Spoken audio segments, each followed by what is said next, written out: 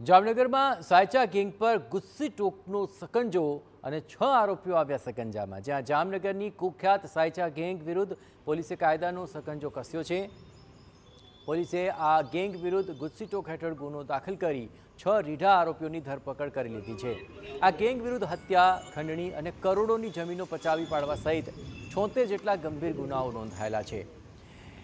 एजाज उमर सायचा और रजाक नूर महमद सायचा द्वारा गेंग चलावવામાં આવતી હતી।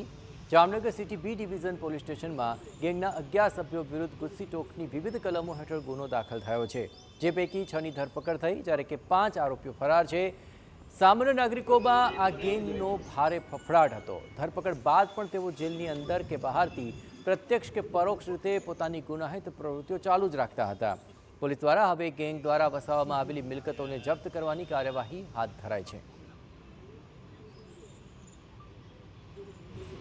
ટોટલ સાયચા ગેંગના સભ્યો વિરુદ્ધ 74 ગુનાઓ છે અને એના માટે આજે બી ડિવિઝન પોલીસ સ્ટેશનમાં ગુસ્સી ટોક એક્ટની 3(1) પેટા કલમ 2, 3(2), 3(4) અને 3(5) હેઠળ ગુના નોંધવામાં આવેલા છે।